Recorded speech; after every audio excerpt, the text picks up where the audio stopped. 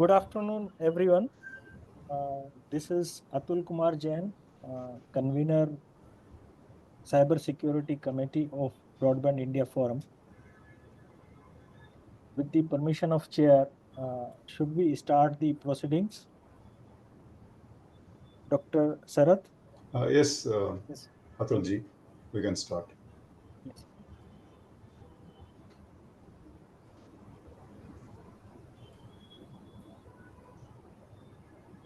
The agenda for the meeting is as under. We shall start with the brief remark of Sri T.V. Ramachandran, President BIF. Then there will be context setting by our Vice Chair, co-chair of the Cyber Security Committee of Broadband India Forum, Mr. Alok Gupta. Then there will be one presentation by Dr. Sarath Chandrababu, and then presentation of on the paper by Dr. P.V. Anand Mohan, and then release of paper, then keynote address by our Honorable Chief Guest Mehul R. Joshi, who is DDG Security Assurance DOT, and then there will be 10 minutes question hour, and then question and answers. Then at 4:15 there will be vote of thanks by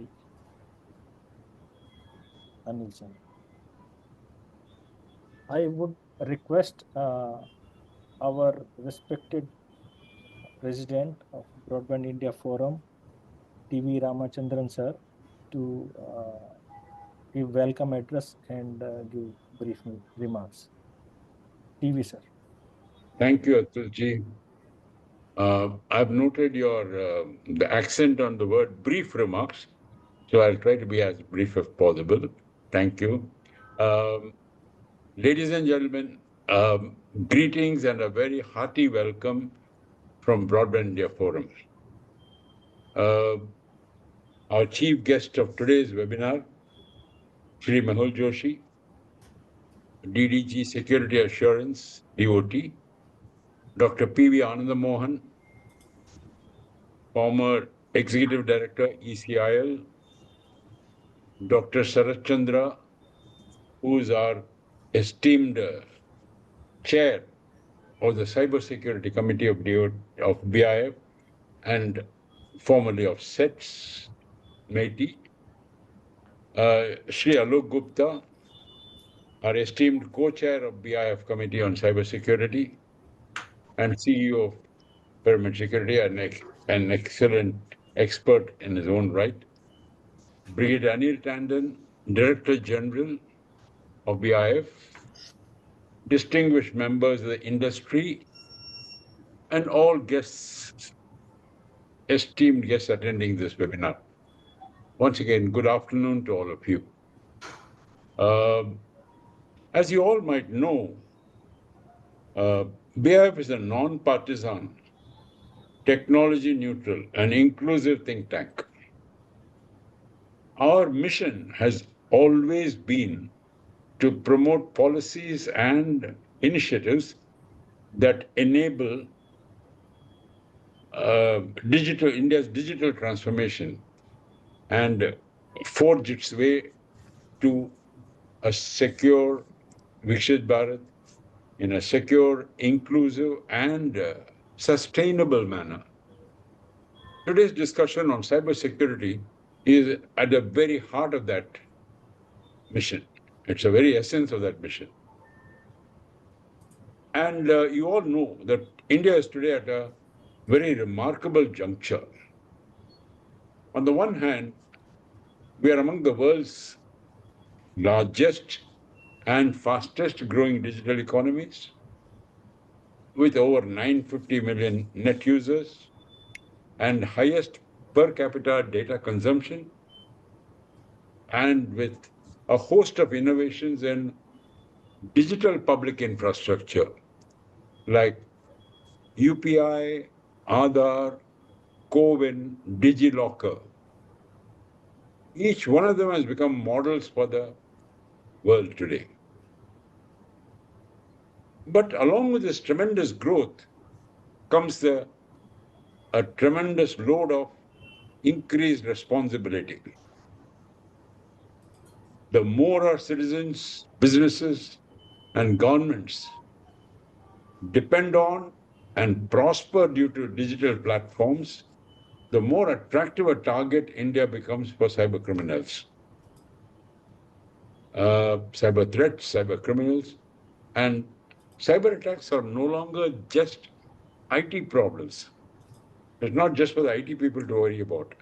They are national security concerns, economic risks, and threats to citizens' trust. In India, we face a variety of unique challenges. Number one, the sheer scale and diversity of users across India, a vast subcontinent, and who are joining the digital ecosystem every day. Many of them first time users. And naturally, therefore, they have a very limited knowledge of cyber hygiene. Then we have a criticality of our vast and digital public infrastructure, which I referred to, which has to be protected at all costs. And then the rising risk for SMEs and startups. SMEs and startups are the heart of innovation in India, which will make digital Bharat in Viksit Bharat happen. And these form the digital backbone, but often lack the resources, understandably, for robust cybersecurity. They will well know what is to be done, but they don't have the resources to do it. And the reality that, last but not least, reality that many of us, both in government and in industry and in the common public, lack cybersecurity skills and capacities. And these need to be scaled up rapidly to meet the threats. At BIF, we strongly believe that cybersecurity is not just the responsibility of of government or service providers alone. It is a shared responsibility across the system, across the full ecosystem, uh, whether it comprises of policymakers, technology providers, industry, and users alike. Being technology neutral and inclusive, we cannot advocate one technology over another. But we would only advocate for sound principles. There should be sound principles of resilience, interoperability, accountability, and above all, trust.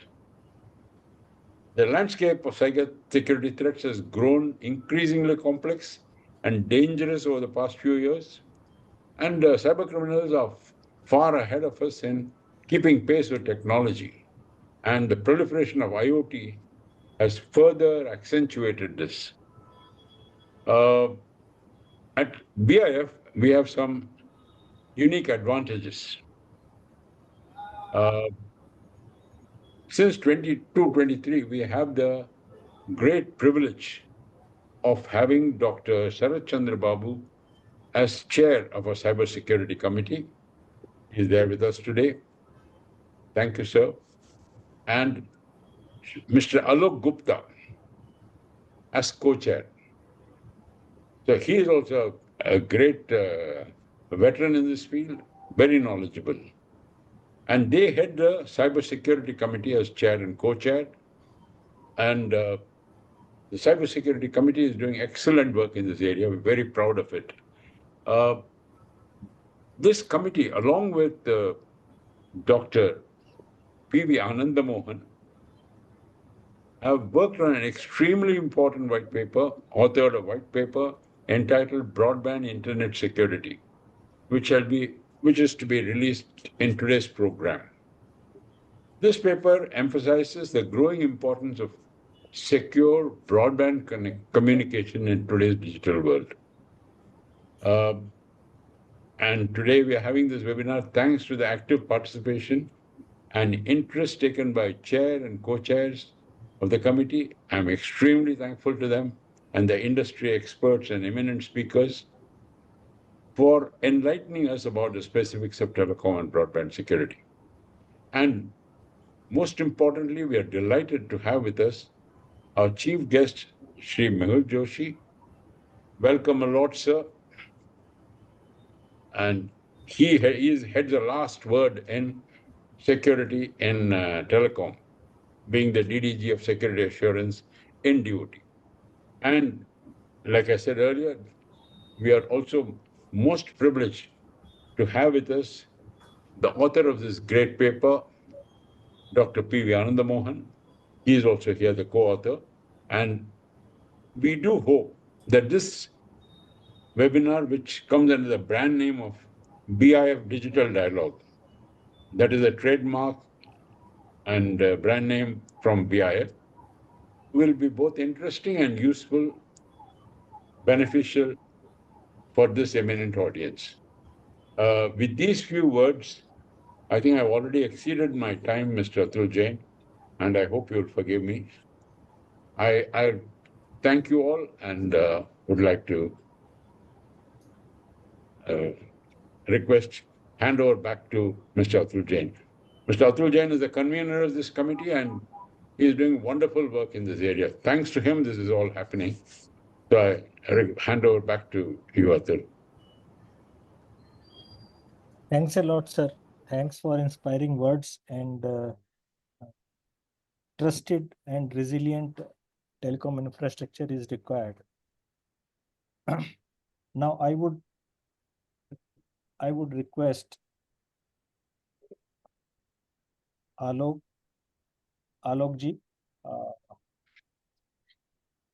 to say a few words.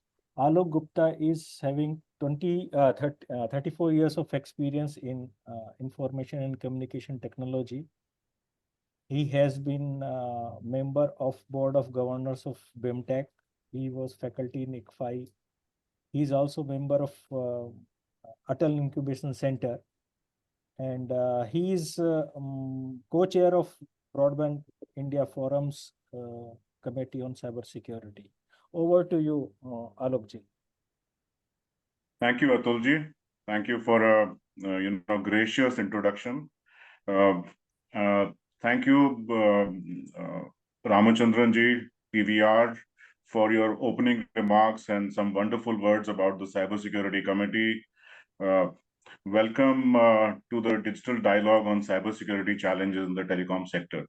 Ladies and gentlemen, we are delighted to have you join us for this important event, which brings together thought leaders, IT professionals, cybersecurity experts to explore evolving landscape of cybersecurity within the telecommunication domain. So today's workshop will focus on two critical areas of cybersecurity in the telecom sector, offering an in-depth examination of both historical evolution and the pressing challenges of today, as well as insights into future directions.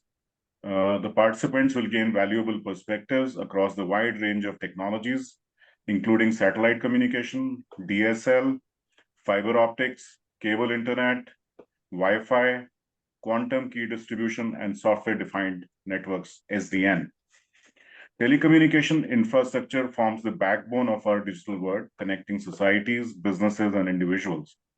As technology advances at an unprecedented pace, so do the cyber threats that seek to exploit these very networks. The telecom sector now finds itself on the front lines of a cyber battlefield. I mean, TVR, laid a great emphasis on how cyber attackers are, compromising. So the risks extend far beyond personal data theft. Of course, we have a DPDP law now, but from service disruptions to coordinated attacks on critical urban infrastructure. Now, according to Cyber Magazine, a well-organized cyber criminal group view telecom providers as the prime targets, and rightfully so, because with the financial data being particularly attractive price, tactics range from stealing credit card information and conducting identity theft to compromising SMS-based two-factor authentications.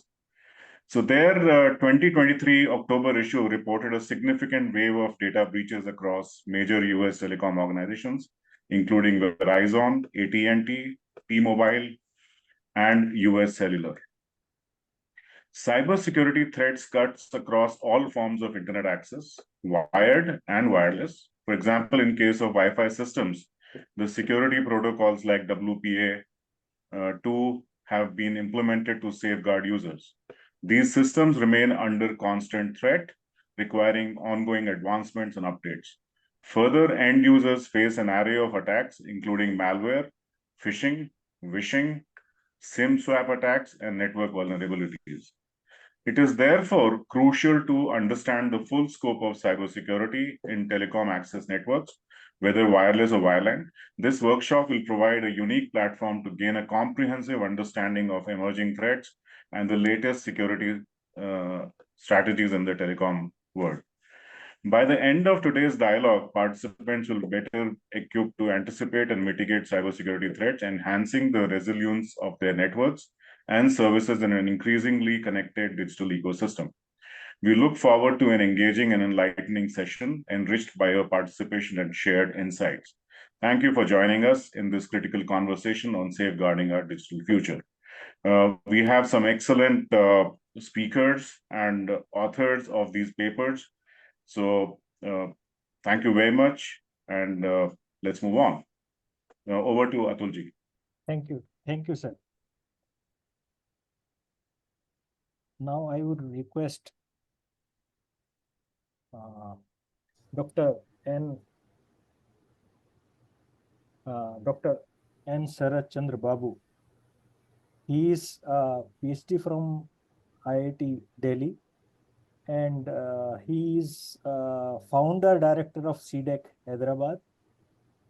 He has worked as scientist in MIT.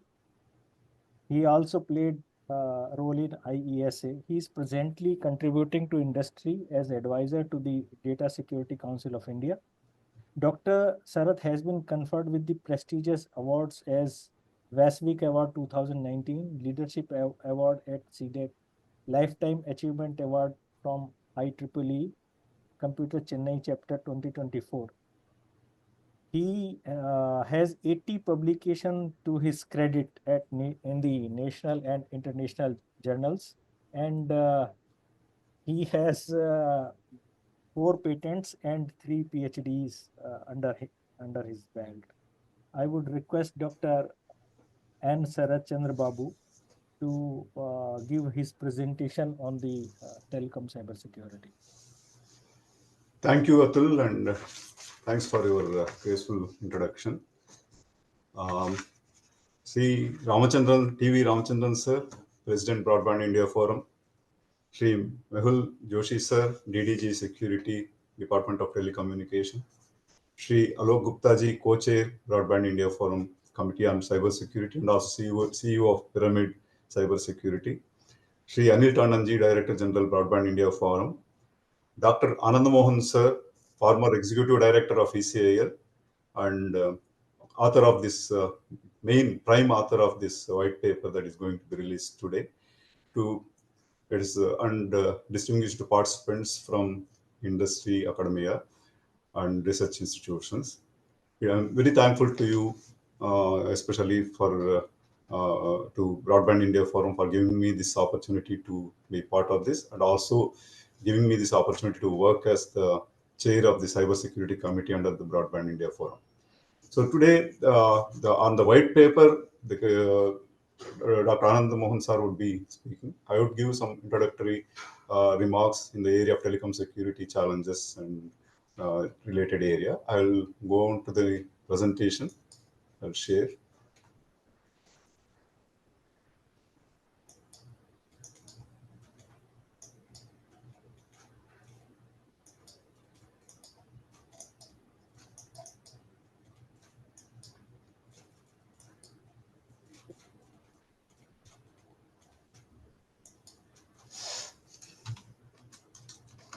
Briefly, I touch upon this agenda. May not be strictly this because the time that is available will limit ourselves to the 10 to 15 minutes so that we'll listen more on the white paper.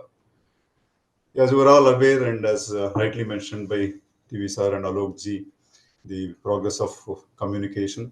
We always start from telegraphy. When you talk about communication, the Morse code, it is a code, it's secrecy, right? So, which alphanumerics are represented in dots and dashes, and it's a simple substitution method, and also human readable for transmission and susceptible to interception, and operated by trained telegraphers. These are all, it's a history, right?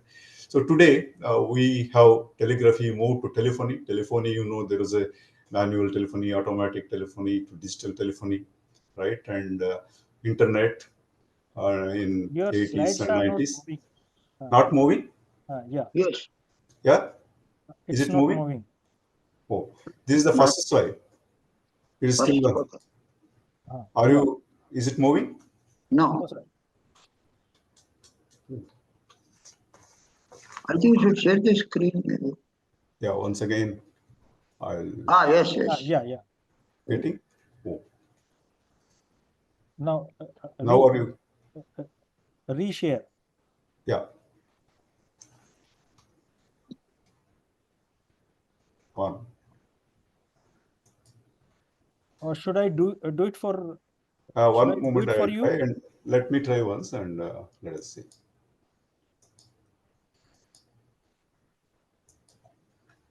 Is it coming now? Yes. Oh, Now agenda has come. right. Are you? Next, Next next slide. one is Next No, sir. slide It came. is not. It is Oh, not moving. Let me share for you, sir. okay, that will be great.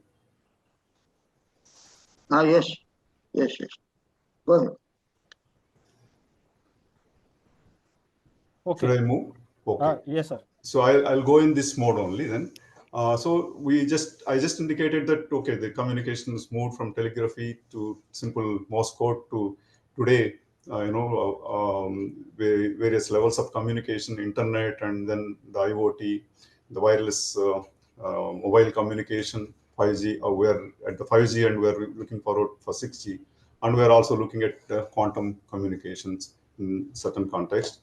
And so in this entire journey, we know that as TV sir also mentioned, the uh, cyber attacks and cyber criminals is growing exponentially as the technology is growing, as we use for quality communication and all that. This cybersecurity side also, a lot of worries happen at individual level, at enterprise level, and at national level also.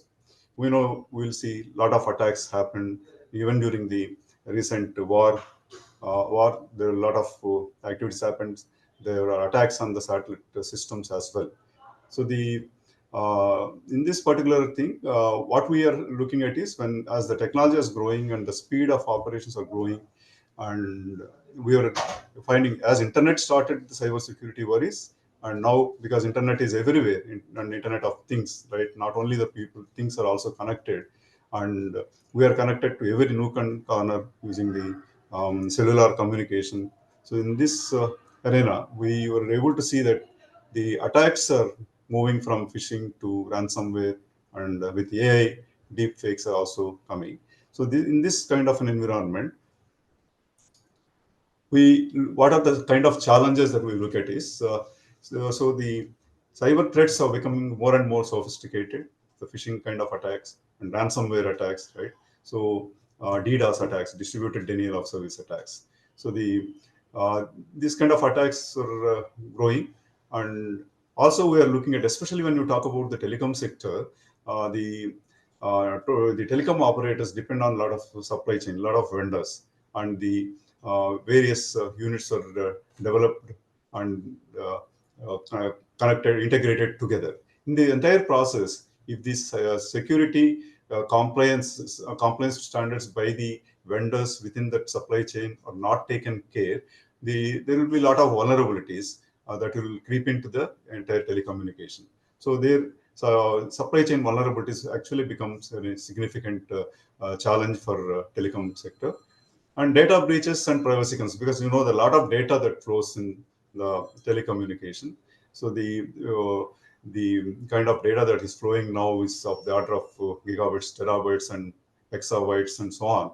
So this kind of data is needed not only for the people who are looking at the financial benefits, but also people who are trying to take this data to affect the um, uh, country level attacks, state actors are coming into picture.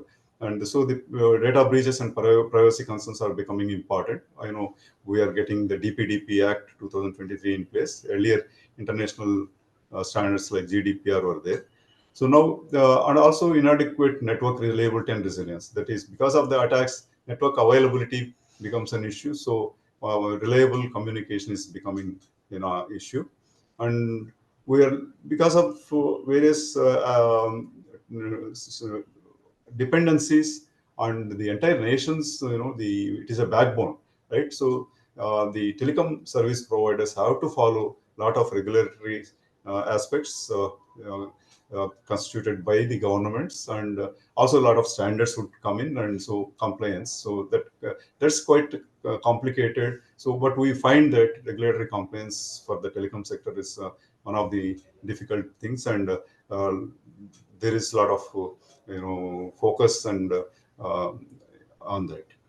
So, and as the technologies like IoT, AI, they're all coming. We know that IoT connects everything to everything, and IoT with 5G, with the telecom infrastructure, that is a complete big canvas for the attackers. While it helps a lot for us to connect to work on smart cities, smart agriculture, smart energy, everything makes smart. But we are also having the smart attackers on one side attacking the expanded and providing the expanded attack surface. So this is another issue to be looked at. And with all these things to address, we need people to work. As such, cybersecurity side, we need the continually, uh, we need this experts, and at various levels, people with this different skills. So this is one thing we're all looking at. And so these are few cybersecurity challenges that we normally come across. Generally, how do we mitigate? I'm not going into every detail, but if we see strengthening network security, like it is not just the antivirus and firewalls. Now we are looking at next generation firewalls, intrusion detection systems, and intrusion prevention systems, and if required, the SOC, NOC kind of infrastructure. All these things have to be given to strengthen the network security. And we have to implement robust encryption and secure protocols. You know that the quantum communication is coming, and quantum computing, there's a source algorithm is able to, if a sizable quantum computer comes, there is a possibility of breaking the RSA kind of algorithms, because the factorization becomes very fast using the quantum computer. So in such times, the regular AES, RSA kind of algorithms, whether they would be helpful, or we need to go for the quantum resilient or quantum post-quantum cryptography algorithms we have to look at. Or quantum computer itself could be used for securing. So this is the kind of a trend. Today we are, NIST has already released standard signature algorithms and hashing algorithms for robust encryption, that is post-quantum cryptography algorithms. So and we are also looking at enhancing the customer authentication. Customer normally not simply password, but it should be a multi-factor authentication. We need to have the different aspects. Investing in IoT security. You know that IoT has a variety of devices will be there, and you need to, and most of the devices go for hard-coded passwords and all that. So that needs to be taken care. And also, because it's a resource constraint is there in IoT devices, you can't really use the crypto algorithms of larger key. So you need to look at the lightweight crypto algorithms for the IoT and still maintaining the security. And we have the supply chain risk, as I mentioned. We need to make sure that there is every vendor that joins in your supply chain is having the cybersecurity assurance he will follow, and needs to be auditing has to be done. So, right, the employee training and awareness for the skills development, collaboration at various levels, within the nation, and also nation to nation, for sharing the data on different attacks, and how to come out of this kind of attacks has to be addressed.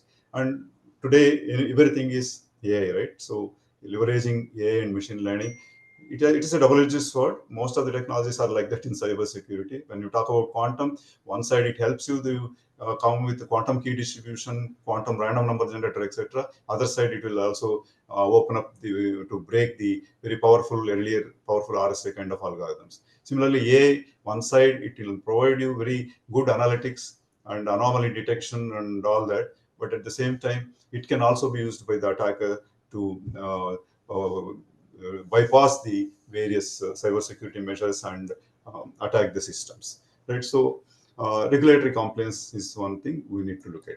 So these are a few things we have. I think these are few attacks as I mentioned.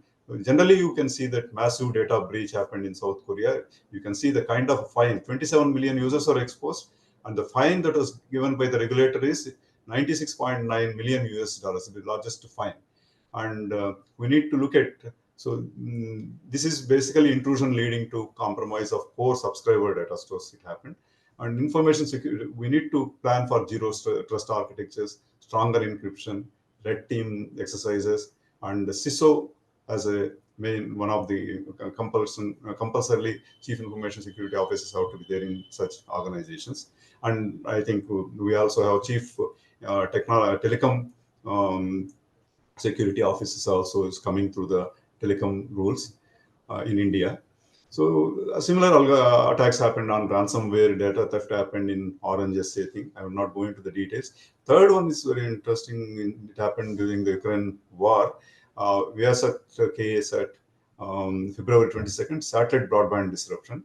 There is a Viper malware. Viper is a very significant malware which wipes out things. It is not just it appears sometimes it will say it's ransomware and then send notice, but it actually wipes out. Nothing can be brought back. Once Viper malware attack happens, the entire data is gone, especially in the routers and modems that are used. So this kind of attacks become very important, especially in being SATCOM area, which was not thought of by cybersecurity attacks. So now it has reached that level. So space is another area which is entering into this. One end space, another end automotive sector. They're all becoming more and more electronics and IT, and there's a lot of scope, and they're also getting connected to the communication networks, including internet. So there is a need for securing such systems. In India, most happened in 24-25. It observed that DDoS attacks happened, and there is a for that DDoS attacks mainly because it cloud-based attacks. So we need to expand the scrubbing capacity. Scrubbing capacity is the security management provider, managed security provider need to have enough bandwidth and enough computing and storage powers to divert the users' data and see filter it with for any malware and other things, and once again allow the traffic properly. So to improve the customer traffic shaping needs to be done. These are few attacks, and there are many attacks. Just I took few things. I think I don't want to go into more details of this one, but basically wired and wireless both are important in broadband networks.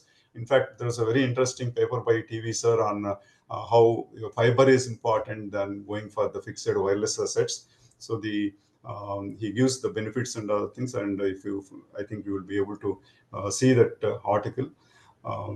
See what I'm trying to say here is the attack surface. If you consider in wired things, it's mostly limited to physical cable taps and endpoint compromise and router attacks. But when you come to the wireless, it's a broader attack surface, interception or airways, rogue base stations, jamming kind of techniques are used. Eavesdropping is much more in wireless, whereas in wired it is more controlled. Common threats are in wired ARP spoofing. ARP address resolution protocol spoofing happens. DNS hijacking, also called as DNS poisoning, happens. Man in the middleware, compromised routers. These things can happen. When you come to the Wi-Fi or wireless kind of communications, rogue Wi-Fi apps, evil twin attacks, right? So there will be one more wireless station. It's like a digital twin, but it's an evil twin. Attacks happens, and a lot of IMSI catches, jamming, all these things happen. As previous Alokji mentioned, WEP2 already is gone, and WPA2 also found some vulnerabilities. So we need to go for next generation WPA3. I think Anand Monsar is going to cover more. So data confidentiality risks are cable splitters, filter taps. Once again, if you see the physical things happen, the wired thing is controlled. In wireless, because it's open and you have encryption weaknesses is much more in wireless. Integrity risks are there and availability risks. So I just not going into the details. It's quite clear. And one very small thing I just wanted to introduce here. IT, we know IT. We said that it's telecom is somewhat different. Not only the cybersecurity effects are happening in attacks are happening in IT, now in telecom security also. There is another thing, OT, operation technology, especially process control, industrial process control, automation. In these areas, industrial control systems areas, we have the OT kind of things. So there is a difference. Always we talked about IT, OT. Telecom is actually having the sharing problems of both. For example, primary focus of IT security is protecting data, confidentiality and integrity first, then only the availability. When you come to the OT security, availability becomes first. When you come to the telecom security, securing the infra services, availability important, and also the confidentiality because of the data that is billions of people's data is following in the telecom infrastructure. And key assets we know, servers and points and etc. here, PLCs, SCADA, etc. in OT security. In case of telecom, it's the core networks, base stations, routers, transmission systems, and so on. So the threat impact also, if you see data breaches happen here, service disruption happens in OT security. In telecom security, it is a customer data theft as well as the service outage can happen. So it is, in a way, telecom security takes the problems of IT security as well as the OT security. We have to work together. So the another thing is life cycle is very short for IT thing, and OT it's 10 to 20 years, and when it comes to the telecom security, it's 10 years or so. So the in this context, we need to look at telecom security as a very important area, and we need to look at the standards and governance that are given here. So I'm not once again going into those details. And we know we have now these three technologies at least working more in telecom security: quantum technologies, artificial intelligence, and Internet of Things. Quantum, I already made a mention of that. Quantum threats to cryptography is there because of Shor's algorithm and sizable quantum computer available. It can happen. And state actors can, what they can do is they can take very sensitive data and store now, but decrypt later when the quantum computer is available.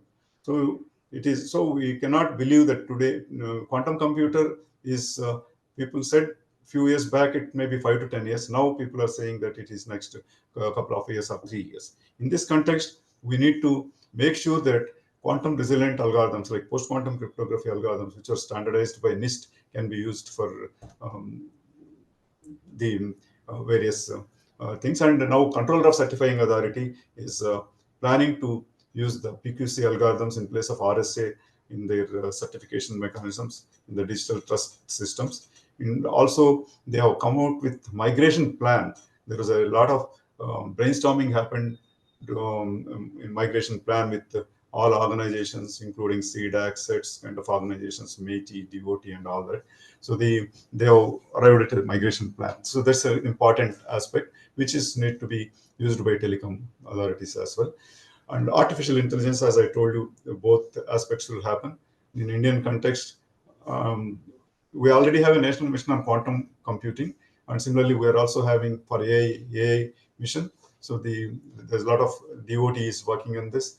TSDSA is working towards standards, and we are also in IoT is an important thing because it is an important area. We need to connect everything and take advantage of the smartness that is coming into various applications, right from the smart home to the smart automobiles to smart cities. In this context, we need to look at how we take care of it, because the main problem with IoT is there's a variety of devices, and how do you trust them?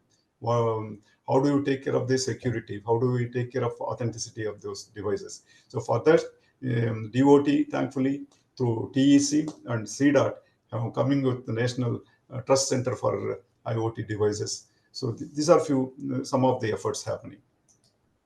Doctor, we are running out of time, sir. Yeah. So I am sure that telecom security preparedness and all would be talked by our chief guest today. So I would skip these things. These are all going to be of importance. And so I mentioned about this. Bharat 6G vision is also coming up, which is an important thing. And DOT has come out with the National Center of Excellence for Communication Security, which is working on various important aspects. So telecom security standards is a big subject. So once again, there are a number of standards. One thing only, an important thing I mentioned is FIPS 143 becomes an important standard because every device will have the crypto algorithm embedded into that. Crypto module evaluation, crypto algorithm evaluation, like hardware security modules. HSMs becomes part of it for the key management. So the important module standard cryptographic module standard is FIPS 143 by NIST standard, and I'm happy to know that MeitY has already funded a research project earlier. Now they are trying to make a practical benchmark of FIPS 143 developed by CDAC and STQC to implement that for providing the standards. And all other standards, common criteria, ISO 20000 and also known. And for telecom, 3GPP and other aspects are available. So I'm not going into the details once again due to the time. This just gives you a cybersecurity national scenario, various ministries. It is not just the MeitY and the DOT. You can see Ministry of Finance, Ministry of Home Affairs, Ministry of Defense, okay, all Ministry of Science and Technology, Ministry of External Affairs. Everyone is having their own programs. They connect, they collaborate, and do. I'm not once again going into the details here, but you can see that it's a variety of ministries, and also under them different departments are all working towards that. These are all various professional bodies, industry standard bodies, academic institutes, centers of excellence created by government labs and everything. And more now we see that startup companies are coming into the cybersecurity, working in IoT security, AI-based security solutions, especially digital privacy and protection area. A number of organizations. There are NASCOM hubs under DSCI, cybersecurity hubs. There is a National Center of Excellence startup company hubs, and also RBI hub is also creating. So different ministries, different departments focusing on arriving at startup companies. And this is the kind of situation we are in. And so security is a national priority. Telecom being a national backbone, it's a security becomes an important. And evolving threat landscapes through AI, IoT, quantum, and mobile-based attacks to be are reshaping and risks. So we need to look at holistic security approach considering all those things, and we need to adapt to standards and comply to the regulations. Capacity and skill development is an important area to be addressed. Information security education and awareness program of Ministry of Electronics is addressing that in a big way. Ministry of Home Affairs also addressing this with the ICCC kind of a program. Public-private collaborations and future-ready telecom is an important aspect. Okay. So with this, I will conclude. Thank you. Thanks for this opportunity and for patient listening. And I will close this and hand it over to Atulji. Thank you. Thanks a lot. Thanks a lot, sir, for your in-depth presentation on the telecom cybersecurity.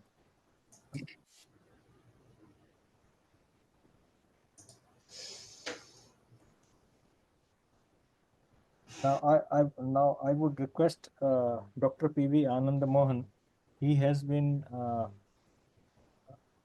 in the Indian telecom industry, Bangalore, and then he also worked for the ECIL, Hyderabad. He has been working in the telecom cybersecurity field for long, and he is he has published vast number of papers in the VLSI design and residue number systems.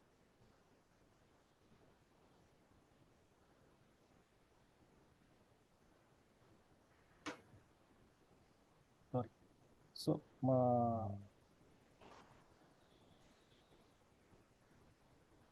So Dr. Anand Mohan is a life fellow of IEEE, and he is fellow of IETE, and he is fellow of National Academy of Engineering. I invite him for the presentation on the broadband internet security paper to be released today. Yes, good afternoon. I'm audible? Yes. Yes, sir. So, good afternoon, sir. Mehul Joshi ji, Ramchandran, Sri Alok Gupta, Sri Anil Tandon, Sri Atul Jain, Dr. Sarath Chandra Babu, and distinguished members of the audience. So, now I will take maybe 15-20 minutes about this contents of the white paper. So actually, this most of us are using internet, and then we are using various media for that. In fact, this you can see that satellite via satellite, this is earliest way we are using. Then digital subscriber lines we are having ADSL, DSL, and all that. Then afterwards, fiber optic internet also has come. Then cable internet has come. And the most popular one is Wi-Fi security because everybody is having mobile and laptops at house, so Wi-Fi has become very important.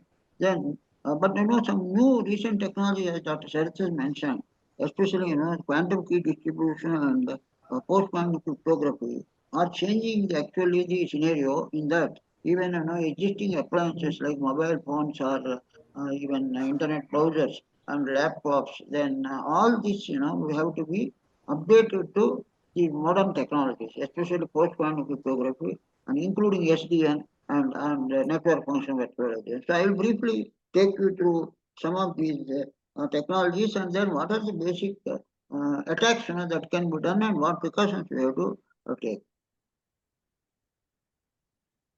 So in a satellite broadband, you can see that from this user's PC, it goes to via modem to reset, and from there, it goes to the satellite and comes back to the hub, and then from there, it gets connected to the internet. But here, now attacks, what can happen is they said control channel of the satellite can be attacked. For example, many systems, what they do is this control channel is actually control channel, they use per spectrum. So that means, so that even if somebody wants to jump, it should not be possible. So another thing is we should protect the hub infrastructure because somebody, can infiltrate and then do some damage to this satellite. So these are things. In fact, it will be very interesting that this Starlink, that is satellite by Elon Musk. So what happened was one satellite itself has gone. So that means that is the reason is geomagnetic storm was there. So that means there are many risks associated with satellite communication. But the advantage, the reach is very good, and in fact, some cases like these earthquakes or something, satellite is the only medium which can really help, for all of our agencies to attend to the problems and all that. Now, next digital subscriber lines have been very popular in India, and because you can share voice as well as data, and then these can come to the house at the subscriber end, and then these will carry both voice and data to the exchange end. And this one also varieties are there, but this ADSL is quite popular because this what you send is just I want to see a film, but what you need the film has to come at a high bit rate. So what happens in one direction, this data rate is can be up to from 1 megabit to 100 megabit, and many DSLs have built-in router function also. So all these ADSLs from various subscribers will get aggregated at the central office using a DSLAM, that is DSL access multiplexer, and then that is used to connect separate voice and data and connect to the internet. And this actually some of these chips that have been made by Broadcom for this, something like that. They found that there are some bugs in that. That is, some and people can when in ADSL, they can use a botnet and then they can try to do that. So that means some attacks are possible even on ADSL. Then, the next generation we have got throughout India, a lot of fiber that has been placed, and so optical fiber based broadband is very popular. With advantage is, you can have very high end this internet speed in both directions. That is 1 GB per second, and limit, but of course, limited availability because the optical cable has to be kept and all. It is very interesting that, yesterday news, 24 hours ago, this UAE, United Arab Emirates, CMEW cable has been cut. It was underwater, undersea, optical fiber. So they want to know, is it because of some ship being anchoring and accidentally it has cut it, or is it because of sabotage? So that means, this, in addition to technology, technical attacks, there may be attacks, connected with some physical actions like this also. In India, actual national broadband mission was launched by government of India, so that many of these villages, could be connected to the internet.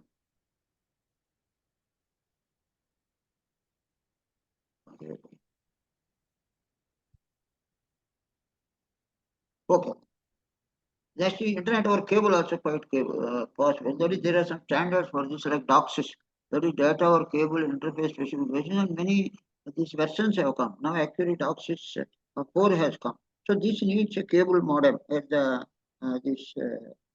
cable at the residence of the user, and then there is something like CMTS which aggregates cable modem termination system, and then this can be used for connecting to internet. So this is quite popular. And then this taxis also has intelligently introduced a lot of security in the beginning itself. That means they have got RSA based authentication, and then this then now they have in Taxis 4 they further upgraded and it is using elliptic curve Diffie-Hellman algorithm for deriving authentication key. So that means this continuous evolution is taking place. There is nothing like this some standard being made and then it is kept stagnant. So based on this experience, with the attacks that are being carried out, all the systems are being continuously upgraded. And in fact, there is some work going on to think whether post-quantum cryptography standards of NIST can be used in this DOCSIS. So that is, we hope something will be done in the future. Now, recently, there was some attack on cables, on a cable haunt.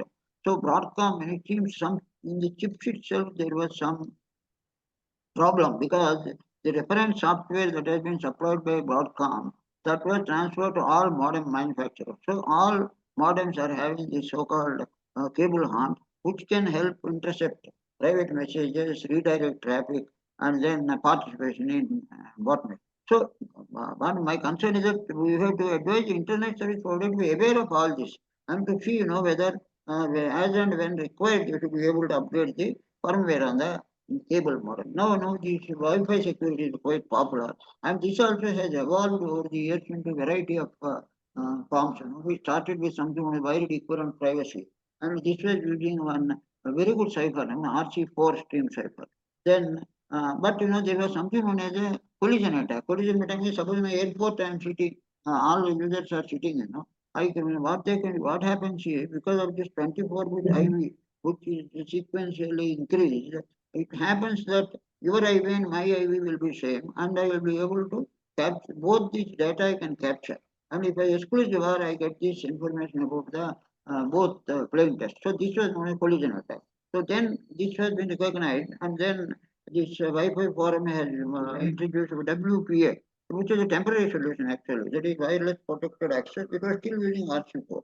Then they recognized the problems of this and they updated WPA2, and that also has got weaknesses, which was known as this crack attack, that is key re-synchronization attack.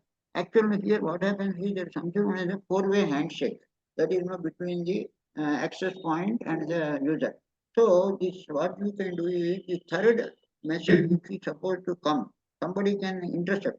Then what happens is once it is blocked, these systems try to again resynchronize with the already established key. So that means that because they use stream cipher, where you have already used stream cipher and you have got the generated stream. Again, we are using the same stream only. So these I can exclude the bar and this I can find the actual information. This is the same as collision attack only. So that's why what happened was WPA3 has been introduced, which uses some new technique known as the simultaneous authentication of equals. Actually, WPA2 it uses only something known as master PMK, that is pre-decided master key. So there is no other change. That means that is fixed. Whereas, simultaneous authentication equals, what he does is, he uses some protocol where, both parties will use something like the Diffie-Hellman key exchange and arrive at a key. And this one has got forward secrecy.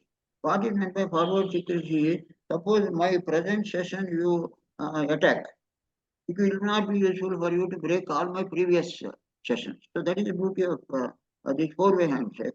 But unfortunately, this even WPA3 has been attacked. There is something known as actually WPA3 uses very sophisticated elliptic curve-based cryptography and uses something known as dragonfly properties it uses. Dragonfly focuses like, hunt and peck. That means, it will dragonfly behavior, be imitate. So what they found is that in this WPH standard, unfortunately, they have not prescribed what electrical has to be used. So many manufacturers, they just follow WPA3, but they have latitude to use their own curves. While some people use something like brain pool curves. So what happens in brain pool curve is this hunt and peck algorithm needs only few iterations, 3 iterations, something like that. So what they do is something like side channel attack they are doing. So with this side channel attack, they have found that WPA3 is also vulnerable. But some patches have been found, and then but unfortunately, these ISPs should introduce the patches. In fact, when you see your phone, you find lot of wireless networks. You can see still many are using WPA2.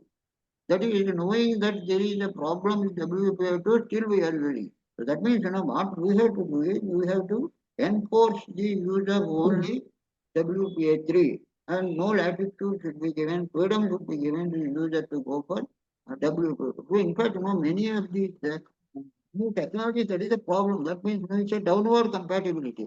Downward compatibility is the basic trouble in all these technologies.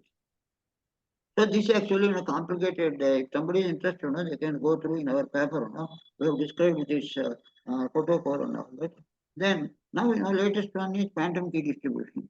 So earlier, we used to say both parties can pre-decide a key, or they can use different key exchange to arrive at a key for this encryption and decryption. But now, some of these, this quantum key distribution advantage is if somebody tries to intercept this it is destroyed. So that means, this and nobody can copy. There is something like no cloning theorem. And so this is why quantum key distribution is very useful for some of the agencies like banks and also suppose Reserve Bank wants to send some information to banks, okay, or offices. Then they can in fact, they predict a lot of big business for $2 million about quantum key distribution. So India, in fact, there is a consortium and this is IIT Madras sets and CDAC and all, they have demonstrated quantum distribution over around 100 kilometers. So that means, this, but beyond, it can't be there. And so defense also wants to use this. So this is the actual latest technology. And then the other latest technology is this post-quantum cryptography. As Dr. Sharath has mentioned, now what happens is there are two theorems known as the Grover's theorem and the Shor's theorem. So they have told that Grover's theorem says AES is still safe if you use one 256-bit key. That means, now so far we may be using 128-bit key. But if you use 256-bit key, there is absolutely no problem. Whereas, this Diffie-Hellman algorithm, RSA and all can be broken by using quantum computers. So that's why, this post-quantum cryptography uses different type of basic principles. Whereas RSA uses integer factorization. This elliptic curve cryptography uses, discrete logarithm problem. Whereas here, we use something like ring learning with errors. Then, like this, new concepts are there. And this here, unfortunately, this what is the side effect is, no doubt these are strong. The key lengths are very low. So that means, we were earlier, we used to be happy with, say, 2048-bit. The RSA means that 2048-bit key. So memory required in smart cars, other places is small. Today, what happens is, in this new technologies, that is, if you use this for KEM, that is key encapsulation module or digital signature, you can see that even signature size is very large. So that means, this memory size that is required, memory space required is very large, and even computation time is more. So that means, these are the things we have to see. So, and there's a lot of effort going on in introducing all these algorithms in TLS. That is both signatures as well as key exchange algorithm. And then, tomorrow mobile handsets also it will be there. So that means all future will be this using post-quantum cryptography. But there is transition period because, this still, this they have a draft standard they have released. Final standard has not come. So till final standard comes and then what people can use the whole algorithm. So that is again a risk. That means, sometimes what happens is you may have the new algorithm, but when I ask you, you just say I don't have, because old one can be broken. So that is how we should try to. Transition period is a risky period, but afterwards, it may be. We should say only use post quantum algorithm. But now across the world, what they are doing is this software-defined networking is there. Then you have got network function virtualization. So here, what we have to do is, earlier we were using this IPsec for transfer for information between these various layers in this SDN. So now what we have to do is, sorry, now what we have to do is, you have to use IPsec. In IPsec, algorithms, you should use post-quantum algorithms. And then they also using quantum key distribution. So that means both the technologies are going to be used in SDN as well as this network function virtualization. Okay, so this the conclusion is that in this white paper we believe to be very useful, because we have spent a lot of time in doing or collecting information from, because no book is available actually till now on many of these new technologies. Books are not available, and only some white papers are there. So we have given all references, which people can consult, and then also make small suggestions. In India, we should create some test beds for even attacks also. That means, we are always, defensive, but we should be offensive also, because we should be able to attack some networks of others. So that also we should do. And then we should also see whether this some registration can be done to see that this downgrading of algorithms should not be allowed. That means, we should always we stipulate we will this, we have to do that. That's all. So that has to be done. So I thank this Broadband India Forum for inviting us to prepare the report, and then encouragement of Sri Ramchandran and Anil Tandon, Atul Jain are very much appreciated. Thank you very much. Thank you. Thanks a lot, Dr. P.V. Anandamohan. Yeah, thank you. Now we would welcome and request our honorable chief guest Sri Mehul Joshi, Deputy Director General Security Assurance, for releasing the paper on broadband internet security.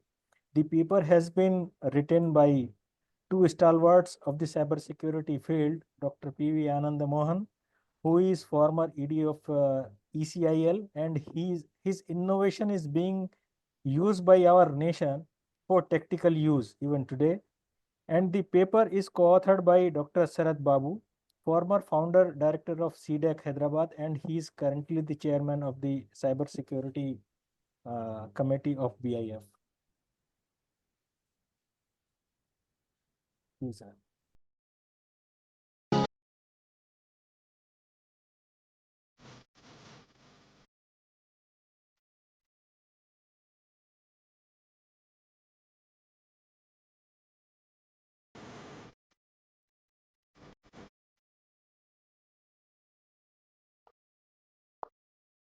Thank you.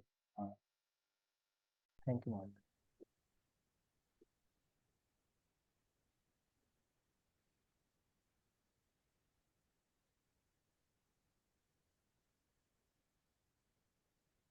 Now I would like to introduce our chief guest of this webinar, Sri Mehul Joshi. He is Indian Telecom service servant for last 27 years. He has been working in telecom policy, planning, operation in Department of Telecommunication and BSNL. He has worked in Metro Rail. He has been leaded the implementation of key systems in Surat and Ahmedabad metro projects for 8 years. His expertise in managing the mega projects life cycle, ICB procurement, overseeing commissioning of Ahmedabad metro 40-kilometer network. He has served as DDG DOT. He worked in public sector undertaking, and currently he's serving as DDG security as security assurance, and he is ex officio CISO of DOT. Additionally, he is government nominee director on the boards of HTL and Hindustan Cables Limited. I request our chief guest, Mr. Mehul Joshi, to give keynote address. Thank you, sir.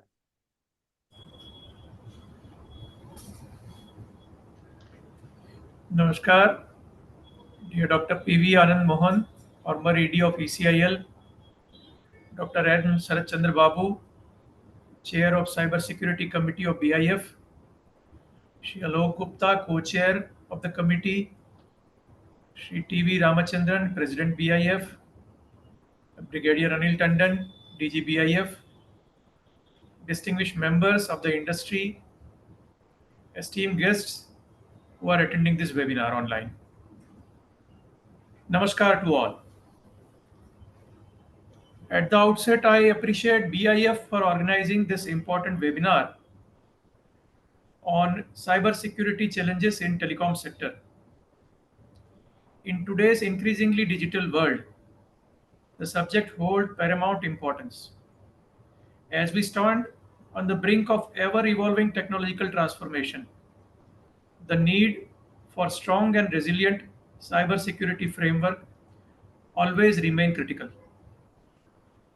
India's telecom sector is one of the largest in the world, supporting over 1.2 billion subscribers and 984 million broadband users. Each year, we are adding approximately 13 to 14 million computers, further deepening our digital ecosystem. Mobile phones have become indispensable in our daily lives as they are used to communicate for communication, banking, commerce, education, and accessing all kind of services including government services, riding apps, food delivery apps, etc. Telecom has simply become the backbone of our day-to-day life and so for our economic system. So much so that making the underlying telecom infrastructure secure has become a national imperative. Given the sheer scale and importance of the telecom sector, it has become prime target for adverse actors indulging in cyber attacks. We witness incidents of data breaches, malware infiltration, network disruption having potential to cause significant damages to this network. A robust regulatory framework, which is at the highest priority of the government, is therefore essential to protect not just the user data but also the broader national interest. Telecom networks are critical infrastructure. A compromise in this domain can have cascading effect across sectors like defense, finance, healthcare, and governance.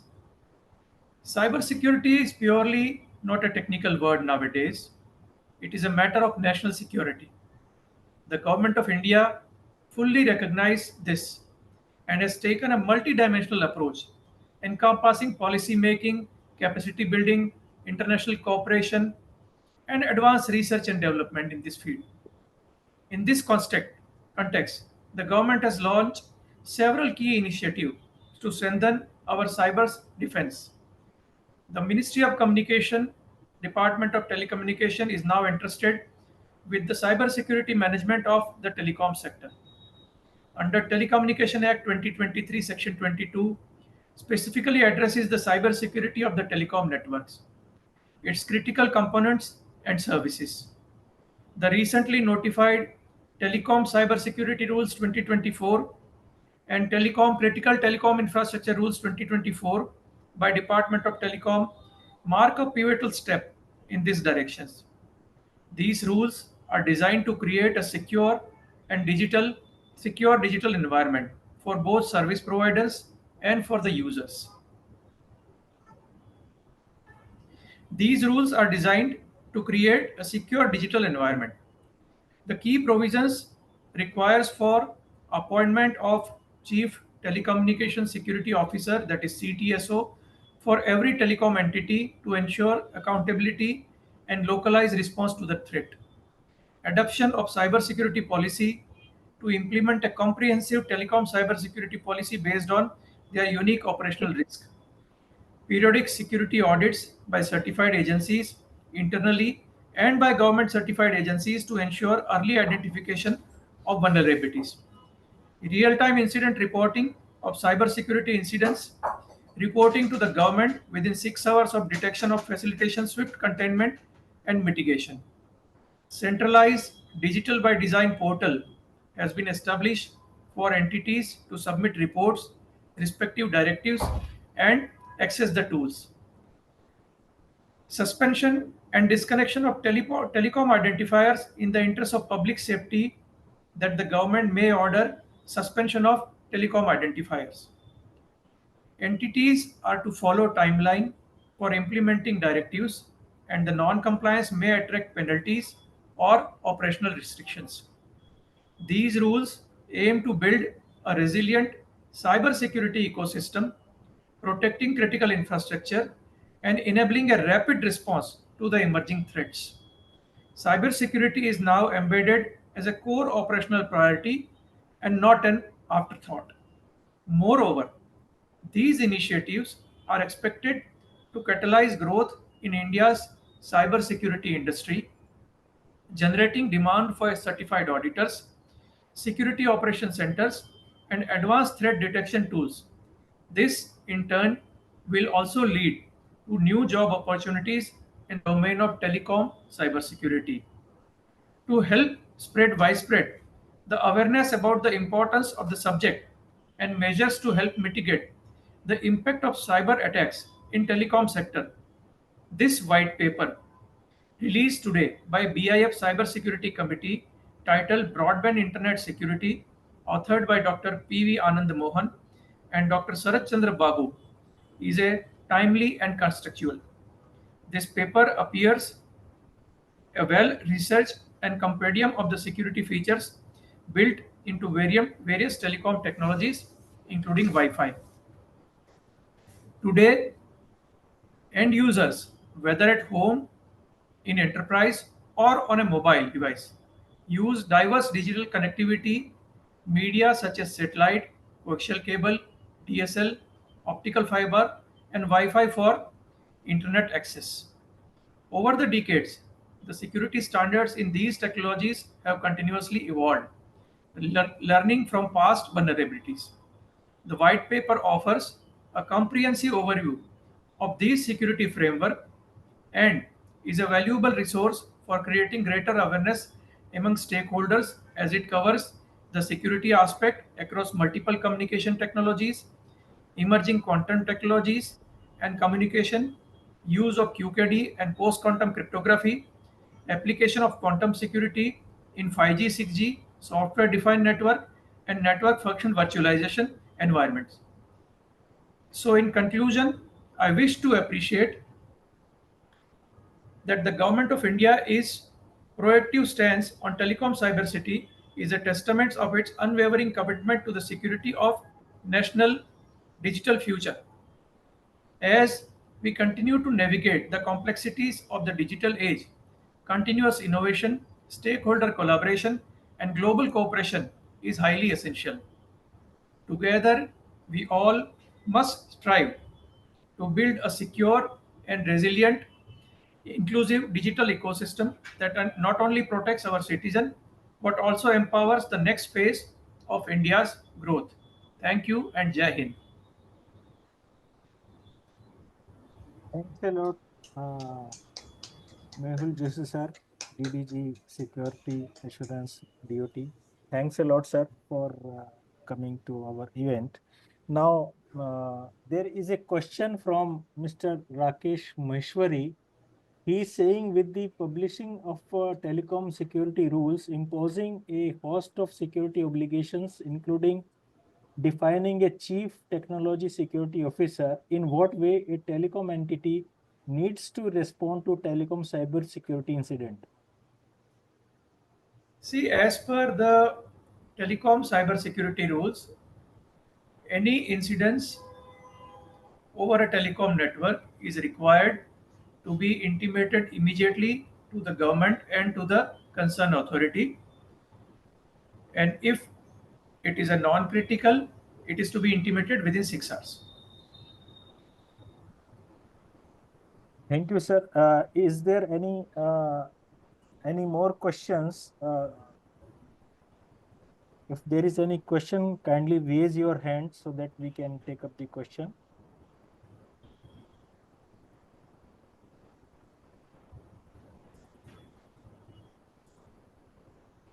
Since there is no hand raised, now I would request our Director General, Brigadier Anil Tandon, to give a formal vote of thanks. Thank you, Atul. It is indeed my privilege and honor to provide the formal Sir, vote of your voice is low, sir.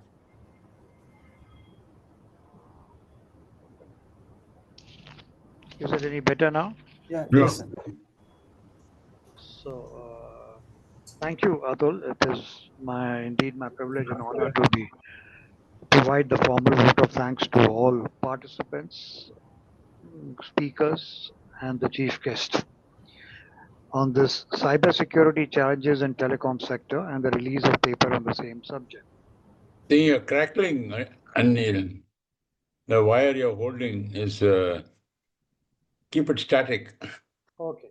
Sorry, I hope it is better. Otherwise, Yeah. Yeah, this is better. Right.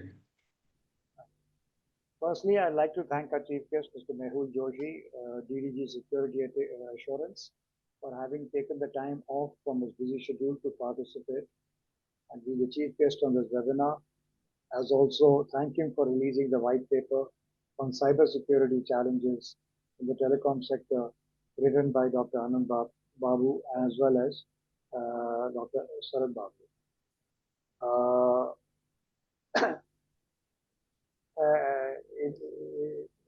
We also thank you for your speech in which you covered as to what all the government is doing and how important cybersecurity in the telecom sector is, and that there is a specific rules which are being framed as part of the Telecom Act to be able to cover the cybersecurity of the telecom network.